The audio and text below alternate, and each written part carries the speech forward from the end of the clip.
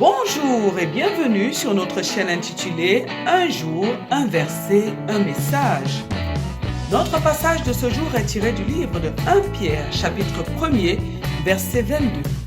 La Bible nous dit « Ayant purifié vos âmes en obéissant à la vérité pour avoir un amour fraternel sincère, aimez-vous ardemment les uns les autres de tout votre cœur. » Dans ce passage, notre Dieu met l'accent sur l'état de nos âmes. Il nous demande de purifier nos âmes en obéissant à la vérité afin d'avoir un amour sincère. Puis, il nous demande de nous aimer ardemment de tout notre cœur. Le Seigneur nous dit ici que l'état de notre âme par rapport à sa parole, qui est la vérité, nous aidera à avoir un amour sincère. Notre âme, qui est contenue dans notre sang, selon le livre de Lévitique, est le siège des émotions, le siège de nos sentiments, le siège de nos souvenirs. Notre âme est donc la partie de notre être qui contient les marques des événements que nous avons vécus, et ceci depuis le ventre maternel. Notre âme est la partie de notre être qui a en mémoire les marques des blessures qui nous ont été infligées, des trahisons que nous avons subies, du rejet dont nous avons fait l'objet, de tous les mauvais traitements dont nous avons fait l'objet.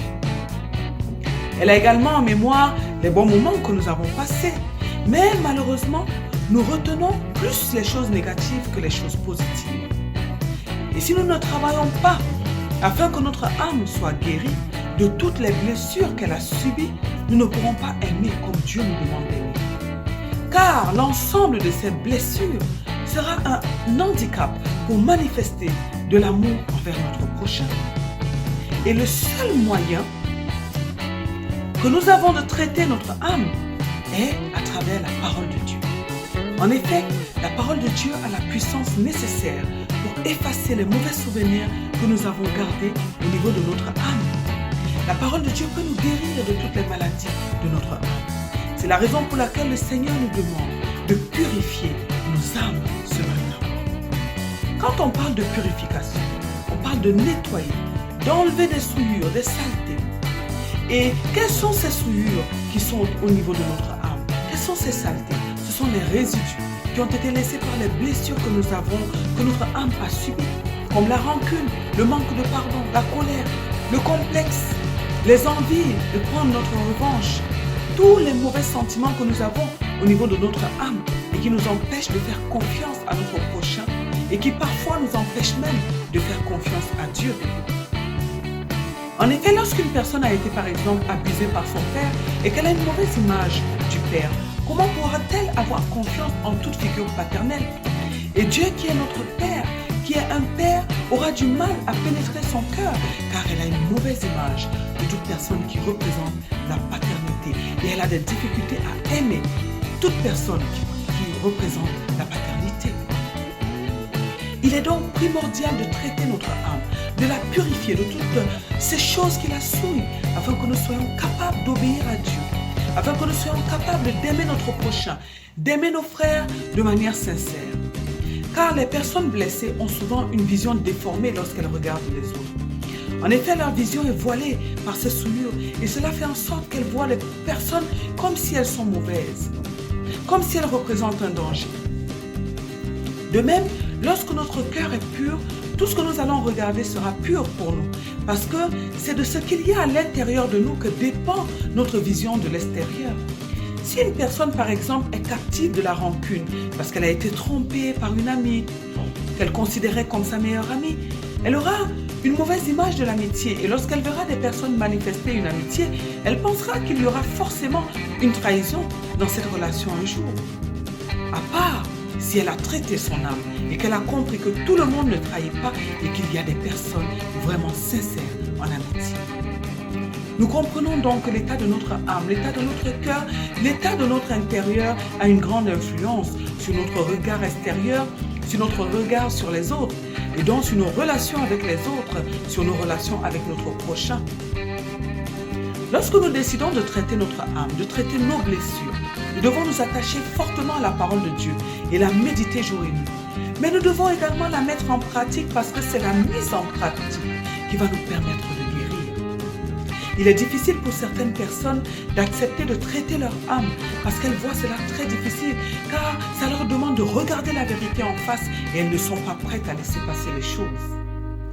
D'autres personnes encore préfèrent être dans le déni car elles ne veulent pas affronter leurs sentiments qui sont douloureux. Elles préfèrent enfuir les choses au fond d'elles-mêmes et vivre comme si de rien n'était, ne sachant pas qu'elles se ferment des portes devant Dieu, avec Dieu. Alors elles vont faire semblant et se comporter comme si les choses ne les touchent pas, alors qu'en réalité, elles sont affectées. En général, ce sont des personnes très sensibles qui font cela parce qu'elles ne veulent pas qu'on sache qu'elles sont sensibles comme tout le monde.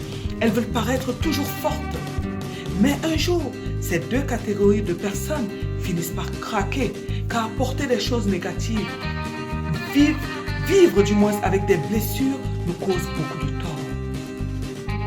Dieu veut que nous puissions purifier nos âmes de tous ces mauvais sentiments, de toutes les choses qui la souillent, et nous devons obéir, car c'est pour notre bien. Certaines personnes encore vont consulter des psychologues ou des spécialistes dans le domaine de l'âme. Ce n'est pas forcément mauvais, mais nous devons savoir que c'est Dieu qui a créé l'homme et qui maîtrise sa créature. Il a toutes les solutions et toutes les clés de notre bonheur. Aussi, nous pouvons aller vers les hommes pour trouver des solutions, mais Dieu est le mieux placé pour nous guérir de tous nos maux, physiques comme mentaux, comme spirituels. Nous devons également savoir que dans la majorité des cas, ce sont des esprits des ténèbres qui sont cachés derrière ces maux de l'âme. En effet, lorsque nous sommes blessés, si nous nous reprenons tout de suite et que nous décidons de pardonner afin que notre âme ne soit pas affectée, le Saint-Esprit qui est en nous et avec nous va nous aider à pardonner. Mais si nous ruminons et repassons les choses en nous, sans nous en débarrasser, sans pardonner, à un moment donné, nous allons attirer un esprit qui va nous maintenir dans cette captivité. Et notre âme va demeurer dans la souillure. Elle sera ainsi éloignée de Dieu et elle ne pourra pas aimer son prochain comme Dieu le demande. Elle sera amère et même si nous ne reconnaissons pas que nous avons un problème, le problème, lui, sera toujours là. Demandons donc à Dieu aujourd'hui de nous libérer de tous ces mauvais esprits qui sont attachés à nos âmes et qui nous pourrissent la vie au nom de notre Seigneur Jésus-Christ. Amen.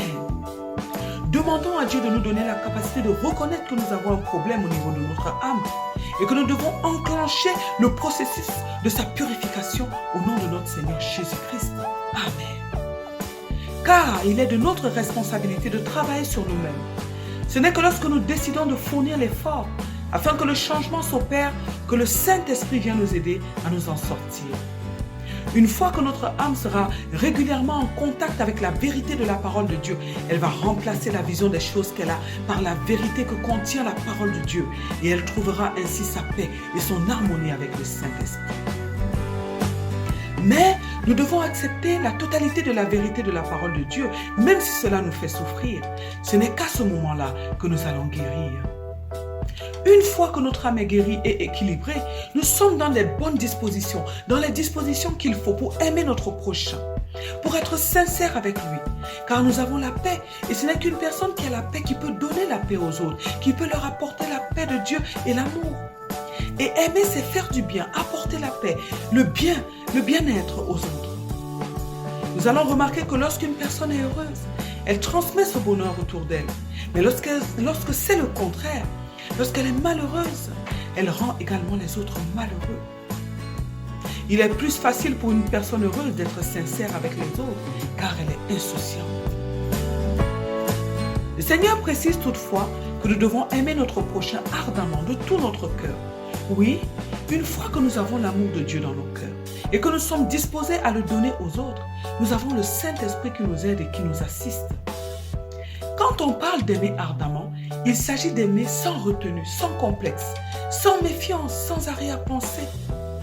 L'amour ardent est un peu ce qu'on appelle l'amour aveugle. Il ne voit pas le mal chez l'être aimé, il ne veut que son bonheur. Et il est prêt à tout. Il est prêt à tout excuser, à tout pardonner. L'amour ardent, c'est un amour qui tire sa source de l'amour que nous avons pour Dieu, qui est un amour inconditionnel, qui donne sans rien attendre en retour.